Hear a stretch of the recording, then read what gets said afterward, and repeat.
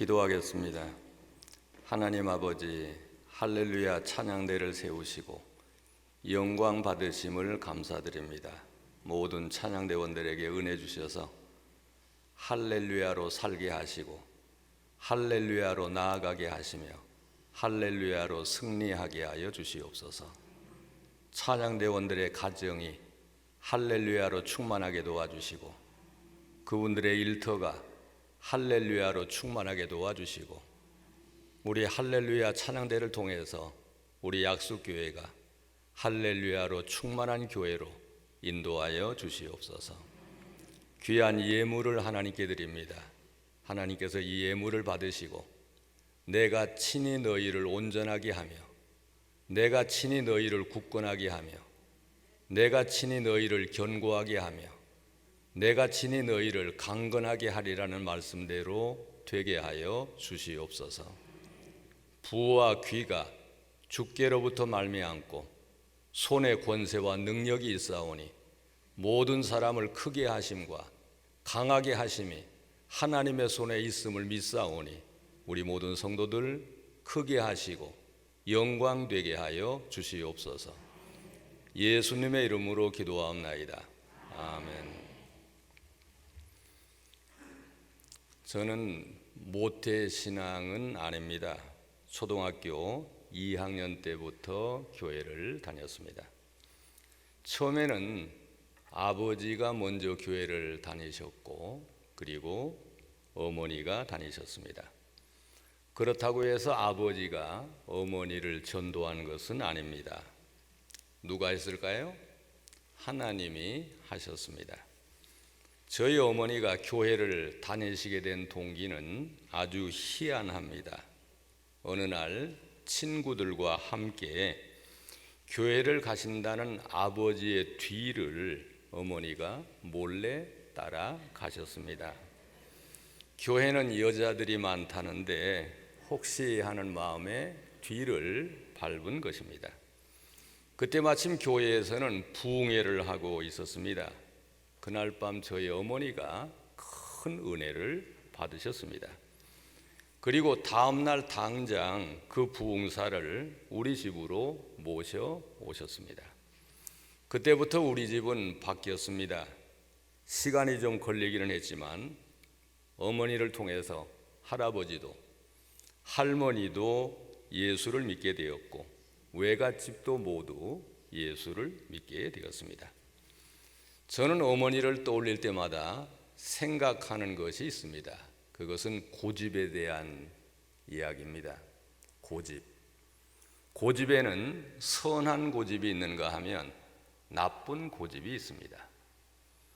고집에는 다윗의 고집이 있는가 하면 여로보암의 고집이 있습니다. 다윗의 고집은 선한 고집이고 여로보암의 고집은 악하고 나쁜 고집입니다. 다윗의 고집은 어떻게 하면 성전을 좀 가까이 할까? 하나님의 성전을 사모하는 고집, 하나님의 성전에 가려고 하는 고집, 예배를 드리려고 하는 고집, 하나님을 믿으려고 하는 고집, 하나님께 제사를 드리려고 하는 고집, 백성들에게 하나님을 알게 하고 하나님을 가르치려고 하는 고집, 어떻게든 하나님을 믿으려고 하는 고집, 이런 고집은 좋은 고집입니다. 선한 고집입니다. 다윗의 고집입니다. 이에 반해서 악한 고집은 여로보암의 고집입니다. 여로보암의 고집은 성전을 떠나려는 고집입니다. 여로보암의 고집은 예배를 안 드리려고 하는 고집입니다. 여로보암의 고집은 성전에 가지도 않고 성전에 가려고 하는 사람들을 못 가게 하는 고집이 여로보암의 고집입니다. 하나님에게서 눈을 돌리고 세상을 가까이 하려고 하는 고집이 여로보암의 고집입니다. 저희 어머니에게는 다윗의 고집이 있었습니다. 할 수 있으면 예배를 드리려고 하는 고집, 할 수 있으면 교회를 가려고 하는 고집, 할 수 있으면 기도를 하려고 하는 고집. 새벽 기도회가 끝난 다음에 언제나 가장 큰 소리로 기도하시는 분도 우리 어머니셨고, 가장 오래 기도하시는 분도 우리 어머니였습니다. 어머니의 이 고집은 우리 가정이 여로보암의 집을 떠나서 다윗의 길을 걷게 했고, 아합의 집을 다윗의 집으로 만들었습니다.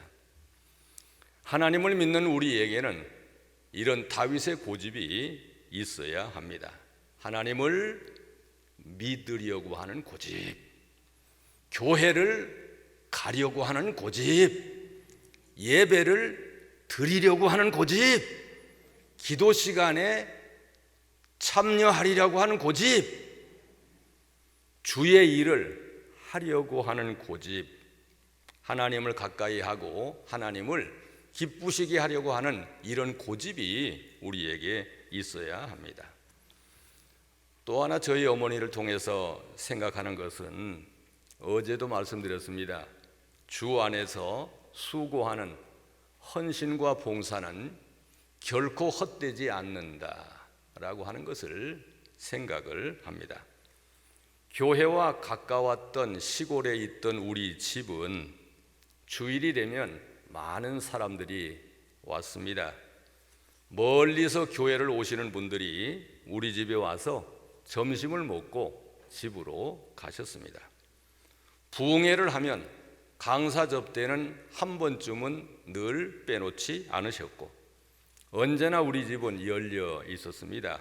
구역 예배로 모이고 구국 기도회를 한다고 늘 성도들이 모였습니다. 한 번은 제가 전임 전도사로 있을 때에, 지금은 이제 돌아가셨습니다, 서울의 유명한 부흥사 목사님이 저에게 전화를 하셨습니다. 여보세요, 나 아무개 목사인데 시간 내서 우리 교회 한번 들리세요 라고 했습니다.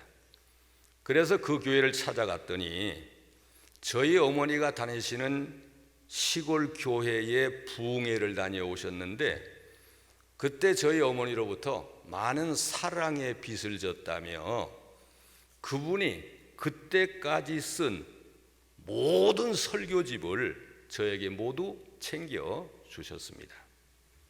지금도 고향에 있는 시골교회 목사님은 가끔 저에게 전화하십니다. 이 목사 잘 있나? 내가 이 목사 엄마하고 동갑인 거 알지? 34년생이거든요. 근데 저희 어머니는 돌아가시고 그 목사님은 지금도 살아계십니다. 내가 이 목사 엄마하고 동갑인 거 알지? 이 목사 엄마가 나한테 얼마나 잘했나? 모든 것은 엄마 덕인 줄 알고 목회를 잘해라. 이런 전화를 가끔 하십니다. 저도 그렇게 생각합니다. 어머니의 기도를 먹고 자랐고, 어머니가 뿌린 믿음과 그리고 기도의 씨앗을 내가 지금 거두고 있다고 생각을 합니다.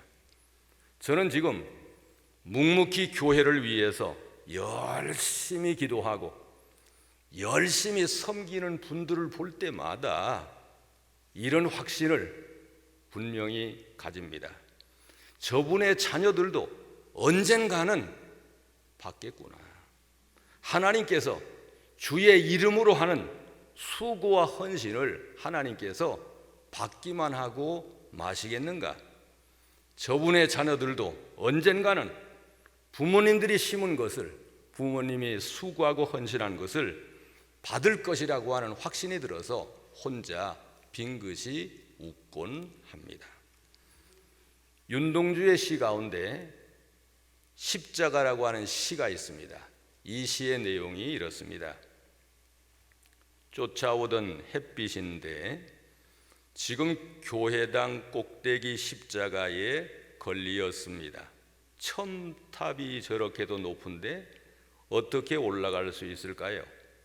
종소리도 들려오지 않는데 휘바람이나 불며 서성거리다가 괴로웠던 사나이, 행복한 예수 그리스도에게처럼 십자가가 허락된다면 모가지를 들이우고 꽃처럼 피어나는 피를 어두워져가는 하늘 밑에 조용히 흘리겠습니다 라고 하는 이런 십자가라고 하는 시입니다.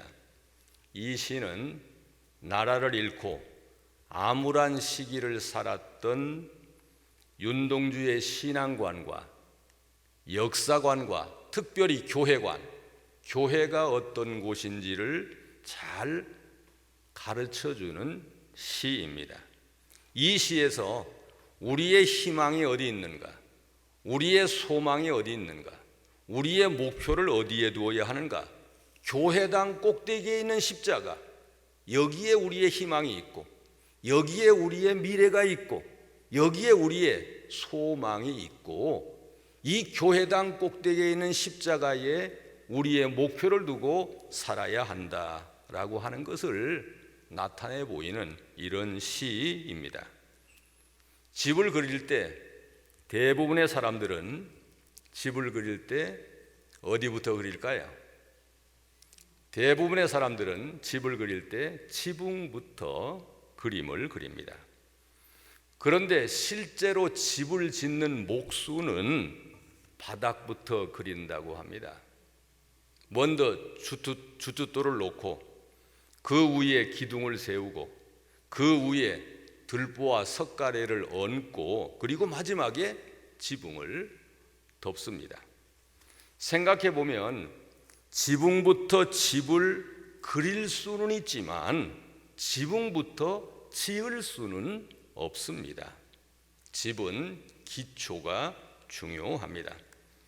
교회를 하나의 집으로 볼 때에 무엇보다 교회는 바닥부터 짓는 집이 바로 교회입니다. 사도와 예언자들이 그 교회의 기초를 놓았습니다.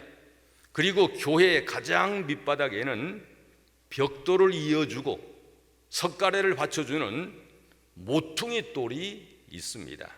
성경은 이 모퉁이 돌을 예수님이다 라고 말씀하십니다. 에베소서 2장 20절입니다. 여기 이런 말씀이 있습니다. 에베소서 2장 20절 말씀입니다. 한번 찾아보시겠습니다. 에베소서 2장 20절 말씀입니다. 에베소서 2장 20절 말씀 다 같이 읽겠습니다. 다 같이 보십니다. 너희는 사도들과 선지자들의 터 위에 세우심을 입은 자라 그리스도 예수께서 친히 모퉁이 돌이 되셨느니라. 이렇게 말씀하십니다. 예수님이 모퉁이 돌이다라고 하십니다. 그러므로 교회와 예수님은 뗄래야 뗄 수 없는 이런 관계입니다. 교회는 반드시 예수님이 자리를 잡으셔야 합니다. 이러기에 우리는 교회를 가볍게 보지 말아야 합니다. 요즘은 교회를 경시하고 소홀히 여기고 교회를 가볍게 보는 사람들이 많이 있습니다. 교회는 분명 사람들의 모임인 것은 맞습니다. 그러나 영적으로는 하나님이 계시는 곳입니다. 예수님이 모퉁이 돌이 되시는 곳입니다. 그래서 우리가 부르는 찬송가에도 내 주의 교회와 주 계신 성전과 피 흘려 사신 교회를 늘 사랑한다라고 찬송합니다. 내 주의 교회는 천성과 같아서 눈동자같이 아끼사 늘 보호하신다라고 찬송을 합니다. 교회는 예수님께서 피 흘려 사신 하나님이 계시는 성전입니다. 하나님이 우리의 눈에 보이지 않는다고, 예수님이 우리의 눈에 보이지 않는다고 교회를 마구 대해서는 안 되는 것입니다.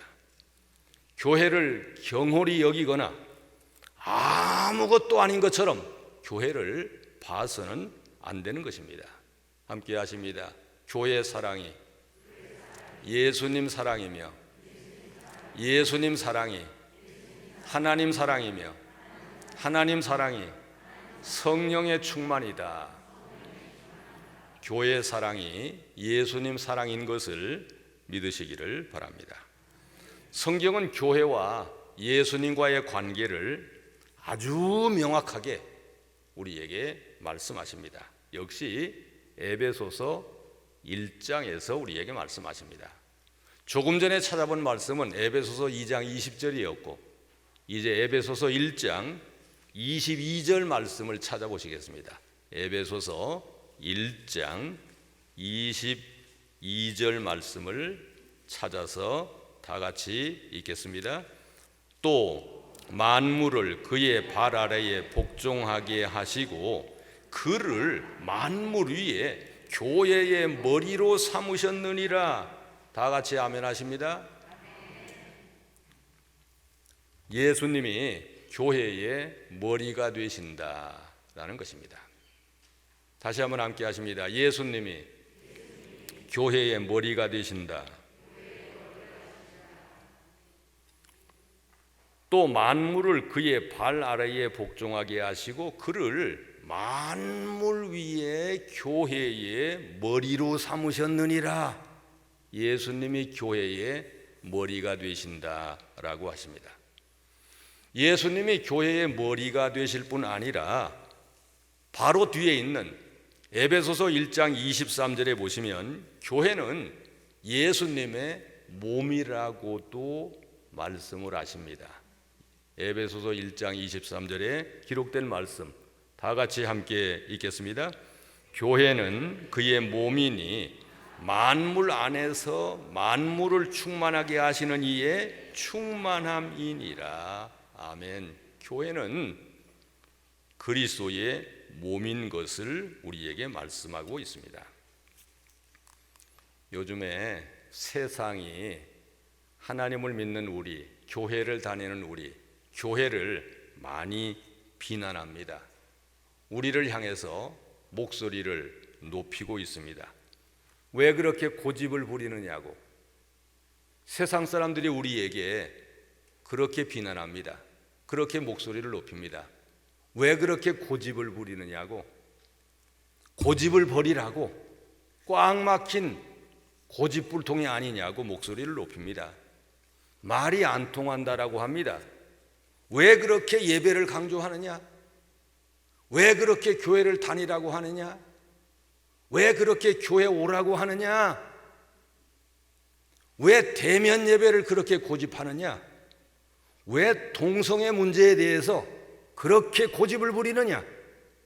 왜 포괄적 차별금지법에 대해서 왜 그렇게 고집을 부리느냐고 우리를 향해서 목소리를 높입니다. 사도 바울이 살았던 당시 사람들이 사도 바울에게도 목소리를 높였습니다. 너는 꽉 막힌 사람이라고, 너는 고집쟁이라고, 너는 고집불통이라고, 너는 정상이 아니라고, 제정신이 아니라고, 고집쟁이라고 사도 바울을 몰아세우지 않았습니까? 사도 바울도 이것을 인정합니다. 그래, 나는 고집쟁이다. 나는 고집쟁이이기는 하지만 내 욕심을 위한 고집을 부리는 것이 아니라 나는 예수의 고집장이다. 나는 복음의 고집장이다. 나는 전도의 고집장이다. 나는 교회의 고집장이다.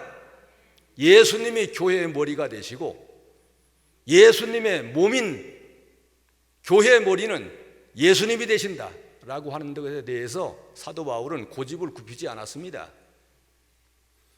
그래, 나는 고집쟁이가 맞아. 예수의 고집쟁이야. 복음의 고집쟁이야. 교회를 지키고 교회를 위한 선교의 고집쟁이다 라고 하는 것을 사도 바울은 굽히지 않았습니다. 여러분, 세상이 뭐라고 해도 우리는 고집쟁이가 되어야 합니다. 이런 고집은 있어야 합니다. 예수님처럼 백마보다는 나귀 새끼를 타려고 하는 고집, 이런 고집은 우리에게 있어도 좋은 것입니다. 우리가 예배 시작 전에 불렀던 찬송처럼 섬김을 받기보다는 섬기려고 하는 고집, 높아지려고 하기보다는 낮아지려고 하는 고집, 십자가를 안 지려고 하는 고집보다는 십자가를 지겠다고 하는 고집, 이런 고집은 불이어도 괜찮습니다. 많으면 많을수록 좋은 것입니다. 사도 바울처럼 예수 그리스도의 십자가를 자랑하려고 하는 고집, 무슨 일을 하든지 죽게 하듯이 하려고 하는 고집, 복음을 부끄러워하지 않는 고집, 교회를 세우고 교회를 지키고 교회를 다니려고 하는 고집, 어떻게든 교회에 나오려고 하는 고집, 이런 고집은 있으면 있을수록 좋은 고집입니다. 이런 고집을 우리는 나쁜 고집이라고 하지 않습니다. 이런 고집을 믿음의 고집이라고 합니다. 이런 고집을 복음의 고집이라고 합니다. 이런 고집이 우리에게 있어야 하고 될 수 있으면 많을수록 좋은 고집입니다. 우리 옆에 분 보시고 예배의 고집쟁이가 되세요. 이렇게 한번 인사를 나누시겠습니까?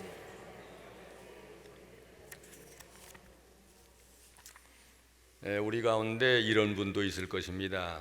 교회를 다니다가 교회에 대해서 회의와 실망을 느낀다라고 하는 분들도 있을 것입니다. 이제 교회에 그만 다닐까? 교회를 한번 옮겨볼까? 그런 사람도 없지 않아 있을 것입니다. 이런 사람들이 꼭 읽어야 할 책이 있습니다. 그 책 제목은 교회, 나의 고민, 나의 사랑이다 라고 하는 제목의 책입니다. 교회, 나의 고민, 나의 사랑이라고 하는 책입니다. 이 책은 필립 얀시라고 하는 분이 쓴 책입니다. 필립 얀시는 미국의 기독교 작가입니다. 엄격한 기독교 가정에서 율법주의적으로 그는 신앙생활을 했습니다. 근데 신앙생활을 하면서, 교회에서 생활하면서 이 교회에서 일어나는 위선과 가식과 그리고 문제들이 많이 있는 것을, 교회 안에 문제가 많은 것을 알게 됐습니다. 교회에서 은혜를 말하면서도 율법을 강조하고, 교회에서 사랑을 말하는데도 서로 미워하고, 교회에서 서로 받아들이고 인정하고 이해해야 된다라고 말하면서도 서로 밀어내는, 배척하는 이런 모습을 봤습니다. 그리고는 교회를 떠났습니다. 필립 얀시가 젊을 때 교회를 떠났습니다. 그는 교회 문제를 지적하면서 교회를 떠나서 세상 중심적으로 살았지만, 그러나 자신의 근본적인 문제를 세상에서 해결할 수 없음을 알고 다시 이제 교회로 돌아옵니다. 교회로 돌아와서는 이제는 교회의 옹호론자가 되었습니다. 적극적인 참여자가 되었습니다. 부정적인 태도를 완전히 바꾸었습니다. 그는 이렇게 말합니다. 내가 교회를 떠났을 때에 허울뿐인 종교적인 위선뿐 아니라 신앙의 몸통까지도 버리게 되었다라고 그가 말을 합니다. 종교적인 위선만 버려야 되는데 버리지 말아야 될 신앙적인 몸통까지도 버리게 되더라라고 하는 것입니다.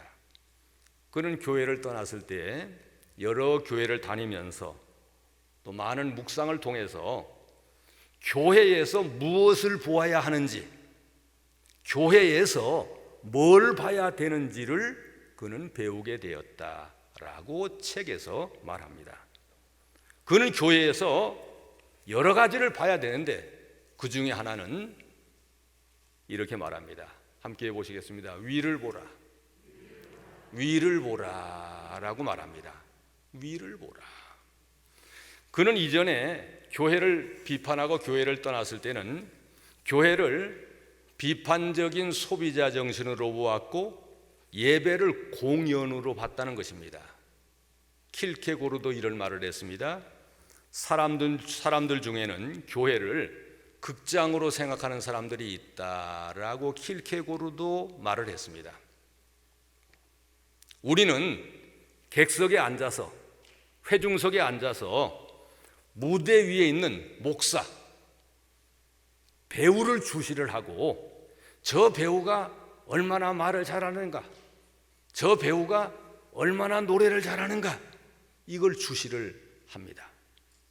그래서 그 배우가 이 강대상 위에서 나를 즐겁게 하고 내 마음에 드는 말을 해주면 은혜 받았다고 좋아하고 박수를 쳐줍니다. 예배가 누구 중심? 자기 중심적이라는 것입니다.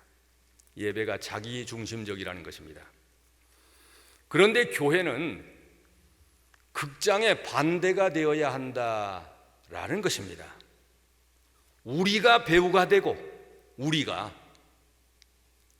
배우가 되고 하나님이 관객이 되어야 된다라고 하는 것입니다. 그래서 교회에서 예배를 마치고 나갈 때에 우리가 해야 될 말은, 우리가 해야 될 질문은 오늘 이 예배를 통해서 내가 얼마나 즐거웠느냐, 내가 얼마나 기뻤느냐, 오늘 설교가 얼마나 내 마음에 들었느냐, 이것을 말하기보다 오늘 예배를 통해서 하나님이 얼마나 기뻐하셨는가, 우리 하나님이 얼마나 영광을 받으셨는가, 이걸 말해야 된다는 것입니다. 예배를 통해서, 설교를 통해서 얼마나 내 마음에 쏙 드는 말을 했느냐, 이걸 생각하지 말고 오늘 이 예배를 통해서, 오늘 기도회를 통해서 얼마나 하나님이 기뻐하셨는가, 얼마나 하나님이 기뻐하셨을까, 얼마나 하나님이 좋아하셨을까, 이렇게 질문을 바꿔야 된다는 것입니다. 이런 면에서 위를 보라는 것입니다. 이런 면에서 위를 보라, 하나님을 보라. 하나님을 바라보며 예배의 주인이신, 대상이신, 유일한 대상이신 하나님을 기쁘게 해야 된다. 이래야 교회라는 것입니다. 이것이 교회라는 것입니다. 이것이 예배라는 것입니다. 필립 얀시가 이제 이런 눈으로 교회를 봤습니다. 이런 눈으로 교회를 보기 시작했습니다. 이런 눈으로 교회를 바라보자 이제 모든 것, 이전에 안 보이던 것들이 보이기 시작하더라는 것입니다. 성도들이 전에는 성도들로만 보였는데 이제는 가족으로 보이고, 가족, 내 형제, 내 자매, 우리 아버지, 우리 어머니로 보이기 시작하고, 그리고 교회가 달리 보이더라라는 것입니다. 어떻게 교회가 달리 보였는가? 교회에 예수님이 계시더라는 것입니다. 교회에, 전에는 교회에 사람만 보이고 사람들이 비평하고 사람들이 비난하고 교회의 건물만 보였는데, 이런 시각으로 교회를 보자, 저 위를 바라보자 교회의 성도들이 형제자매로 보이기 시작하고 교회에 예수님이 계신 것이 보이더라 라고 하는 것입니다. 예수님이 함께 하신다, 예수님이 우리와 함께 하신다, 이것이 보여지게 되더라는 것입니다. 오늘 우리 고린도전서를 읽었어요. 사도 바울이 고린도전서를 썼습니다. 그런데 사도 바울 당시 이 고린도는 무역의 중심지였고 상업의 중심지였고 교통의 요지였습니다. 그러나 물질적으로는 부유하고 사람들도 많이 오고 가는 번잡한 도시이기는 하지만, 그러나 문제가 많은 교회이기도 했습니다. 상당히 음란하고 영적으로 어둡고 우상 숭배가 성행하는 이런 도시가 또 고린도 도시였습니다. 고린도 도시가 그렇다 보니 고린도에 세워진 고린도 교회 역시 문제가 많게 되었어요. 왜냐하면 고린도의 문제가, 고린도 지역의 문제가 고린도 도시의 문제가 교회 안으로 그대로 들어온 것입니다. 고린도 도시의 문화가 교회로 들어왔어요. 교회 문화가 도시를 바꾼 것이 아니라 고린도 문화가, 악한 문화가, 어두운 문화가 교회 안으로 침투해 들어왔습니다. 이래서 고린도 교회는 자연히 문제가 많은 교회가 되고 말았습니다. 서로 편을 갈라 싸우기를 시작합니다. 성도 간에 서로 비난합니다. 판단합니다. 정죄합니다. 세상 법정에 고소를 합니다. 근친 상간의 문제가 교회 안에 생겼습니다. 강한 사람이 약한 사람을 무시하기 시작하고, 부자가 가난한 사람을 못 본 채 하는 일이 비일비재하고, 예배가 무질서해지고 혼란스럽게 됐습니다. 이런 가운데 쓰여진 성경이 고린도서입니다. 오늘 우리 1절부터 3절까지 읽었었죠? 1절부터 3절까지 다시 한번 읽겠습니다. 고린도전서 1장 1절부터 3절까지 다 같이 우리 함께 읽겠습니다. 시작. 하나님의 뜻을 따라 그리스도 예수의 사도로 부르심을 받은 바울과 형제 소수대네는 고린도에 있는 하나님의 교회 곧 그리스도 예수 안에서 거룩하여지고 성도라 부르심을 받은 자들과 또 각처에서 우리의 주 곧 그들과 우리의 주 되신 예수 그리스도의 이름을 부르는 모든 자에게 하나님 우리 아버지와 주 예수 그리스도로부터 은혜와 평강이 있기를 원하노라. 아멘. 여기 보시면 고린도 교회가 문제가 많았다라고 그랬습니다. 문제가 많았음에도 불구하고 고린도 교회를 무슨 교회라고 하는지를 잘 보시기 바랍니다. 무슨 교회라고 하나요? 고린도에 있는 고린도 교회가 아니라 고린도에 있는 누구의 교회? 하나님의 교회. 이것이 바울이 보는 교회입니다. 분명 고린도 교회는 문제가 많습니다. 고린도에 있는 문제가 많은 교회도 아니고, 고린도에 있는 고린도 교회도 아니고, 고린도에 있는 하나님의 교회. 사도 바울은 고린도 교회에 문제가 많긴 하지만 그 교회를 하나님의 교회로 보았습니다. 문제가 있지만 하나님의 교회다. 문제가 있지만 여전히 예수님이 계신다. 예수님을 본 것입니다. 문제를 본 것이 아니라 누굴 봤다? 예수님을 봤다라는 것입니다. 그래서 고린도에 있는 고린도 교회가 맞지만 고린도에 있는 고린도 교회가 아니라 고린도에 있는 누구의 교회? 하나님의 교회. 약수교회, 약수동에 있습니다. 약수교회 맞습니다. 그러나 하나님의 교회입니다. 예수님이 계시는 교회입니다. 예수님이 함께 하시는 교회입니다. 이게 사도 바울이 보는 고린도 교회입니다. 사도 바울은 지금 고린도에 없어요. 예배소에 지금 있습니다. 예배소에 있어요.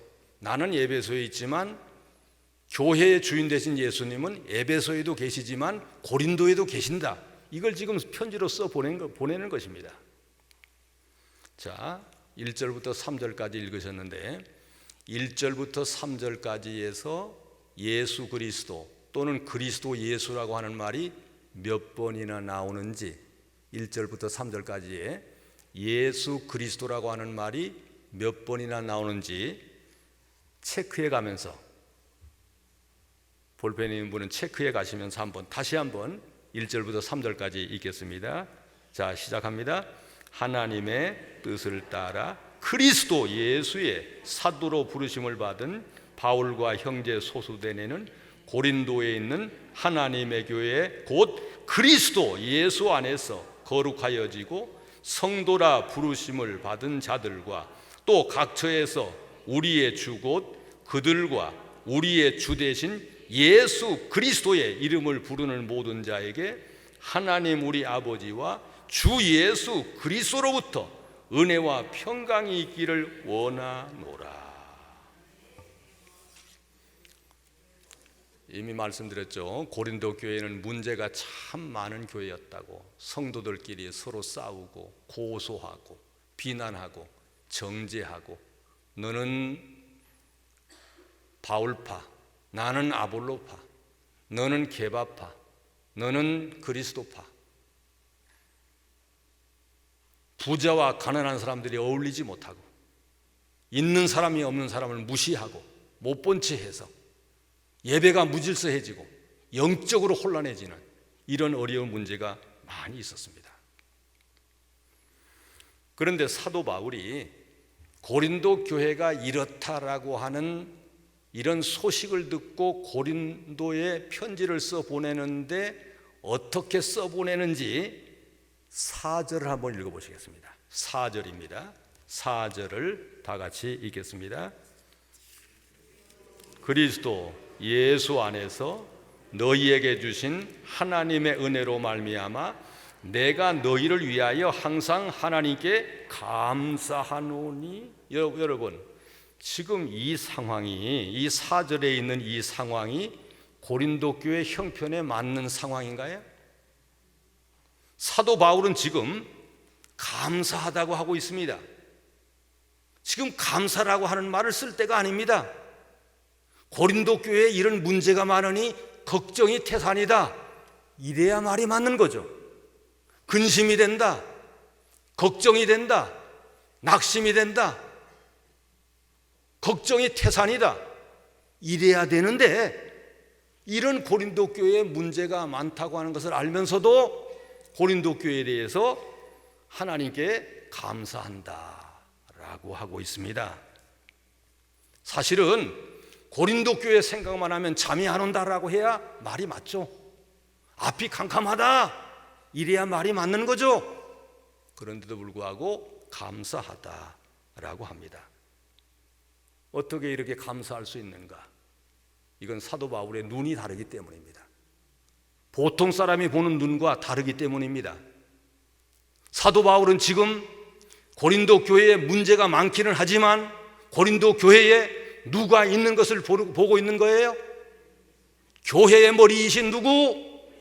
예수님이 보이는 것입니다. 고린도 교회에 문제가 많습니다. 문제가 없지 않습니다. 문제가 있습니다.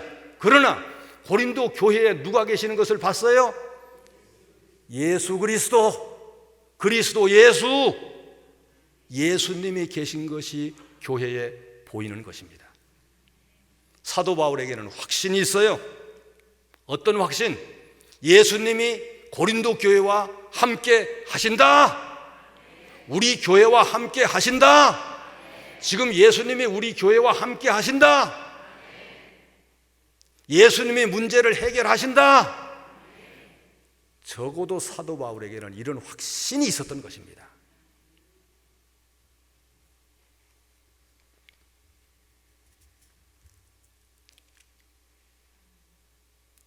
새해가 되었습니다.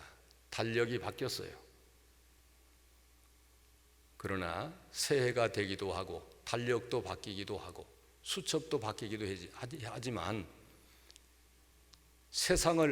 세상이 교회를 보는 눈은 달라지지 않았고요.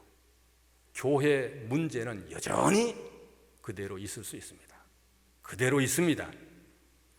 그래서 걱정하는 소리가 들립니다. 그래서 염려도 되고 그래서 걱정도 됩니다.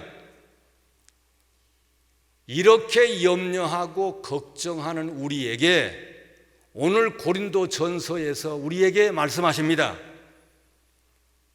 그렇게 염려가 되는 일들이 교회 안에 있고 걱정이 되는 일들이 교회 안에 있기는 하지만 그래도 이 교회에는 누가 계신다? 예수님이 계신다. 예수님이 답이시다. 예수님이 해결하신다. 이것을 오늘 고린도 전서를 통해서 우리에게 말씀하고 있는 것입니다. 그러므로 여러분, 문제를 보지 마시고 누구를 봐야 할까요? 예수님을 봐야 할 것입니다. 필립 얀시가 교회 문제만 볼 때는 교회를 떠났어요. 이런 교회 다닐 필요 있느냐?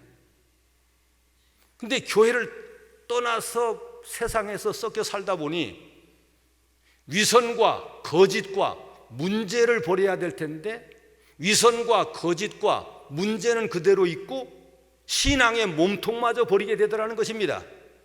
그래서 깨달은 것이 있습니다. 시각을 바꿔야 된다. 위를 보아야 된다. 문제 위를 보아야 된다. 문제 위에 계시는 예수님을 봐야 한다.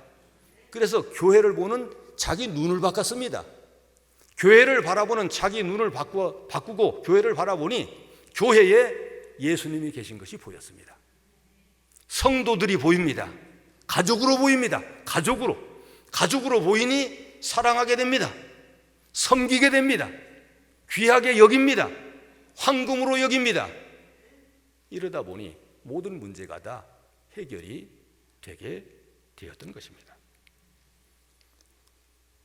문제를 보지 말고 예수님을 보시기를 바랍니다.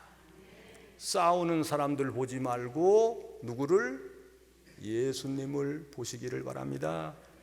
어제 말씀드렸습니다. 고린도 교회에는 말 잘하는 사람들, 말의 지혜, 고린도 교회에는 사람의 지혜, 재주가 많은 사람들, 고린도 교회에는 세상의 지혜, 학문이 깊은 사람들, 학식이 있는 사람들도 있었고, 고린도 교회에는 통치자의 지혜도 있는 사람들이 있었습니다.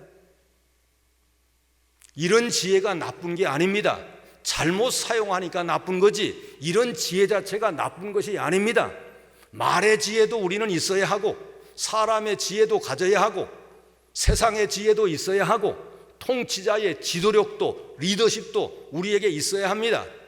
그런데 사도 바울이 지적하는 것은 이런 지혜가 있다는 사람들이 예수를 죽였다는 것입니다. 이런 지혜가 있다는 사람들이 싸우더라는 것입니다. 정죄하더라는 것입니다. 비난하더라는 것입니다. 그래서 결론에 이르는 것이 뭐예요? 사랑으로 하지 않고는 안 된다. 이 모든 일을 고린도전서 16장 14절에서 사랑으로 행하라 라고 결론을 어제 내리지 않았습니까? 아무쪼록 말 잘하는 사람들을 보지 마시고 예수님을 보시기를 바랍니다. 교회에 어려움이 있다고 해서 문제가 있다고 해서 여러 가지 내 마음에 안 드는 일들이 있다고 해서 교회를 보고 낙심하지 말고 예수님을 보고 낙심하지 마시기를 바랍니다. 예수님을 보시고 봉사하시기 바랍니다. 예수님을 보시고 섬기시길 바랍니다. 예수님을 보시고 주의 일을 하시기를 바랍니다. 문제만 보지 말고 예수님을 바라보고 세상 소리와 사람들의 소리만 듣지 말고 우리를 향하신 주님의 음성을 들으시고 현재를 보기보다 미래를 내다보며 교회를 섬기시기를 바랍니다. 이럴 때 고린도전서 1장 다시 한번 읽겠습니다. 이럴 때 우리에게 이런 은혜, 우리 교회에 이런 은혜를 주실 것입니다. 1장 3절입니다. 다 같이 읽습니다. 하나님 우리 아버지와 주 예수 그리스도로부터 은혜와 평강이 있기를 원하노라. 아멘. 우리 약속교회에 하나님 우리 아버지와 주 예수 그리스도로부터 은혜와 평강이 충만하게 임하기를 기원드립니다. 우리 약속교회의 8절입니다. 8절을 다 같이 읽겠습니다. 주께서 너희를 우리 주 예수 그리스도의 날에 책망할 것이 없는 자로 끝까지 견고하게 하시리라. 하나님께서 우리 약속교회를 더욱더 견고하게 하시는 이런 은혜가 충만하게 임하기를 기원드립니다. 고린도 교회에 이런 문제가 많았음에도 불구하고 고린도전서 1장을 우리가 볼 때에 사도 바울이 낙심한다는 말이 있습니까? 근심한다는 말이 있습니까? 걱정스럽다는 말이 있습니까? 없습니다. 왜 없는가? 교회에는 예수님이 계시기 때문입니다. 예수님이 해결하시기 때문입니다. 예수님이 은혜와 평강을 주시고 예수님이 견고하게 만들어 주실 것을 믿었기 때문입니다. 사도 바울의 이 믿음, 사도 바울이 봤던 이런 예수님, 우리 모두 다 보시고 2023년에 약속교회가 더욱더 견고하게 나아가는 이런 은혜가 있기를 다시 한번 주의 이름으로 기원드립니다. 기도하겠습니다. 하나님 아버지, 우리 교회 안에 예수님이 계심을 믿습니다. 예수님이 머리이심을 믿습니다. 우리 교회 안에 예수님이 계시고 예수님이 모든 문제를 해결하실 것을 믿습니다. 하나님 우리 아버지와 우리 주 예수 그리스도로부터 은혜와 평강 주실 줄을 믿습니다. 우리 주 예수님께서 우리 교회를 더욱더 견고하게, 더욱더 굳건하게, 더욱더 강건하게, 더욱더 복되게, 더욱더 따뜻하게 만들어 주실 줄을 믿습니다. 이런 교회로 성장하는 약속교회 되게 하여 주시옵소서. 예수님의 이름으로 기도하옵나이다. 아멘.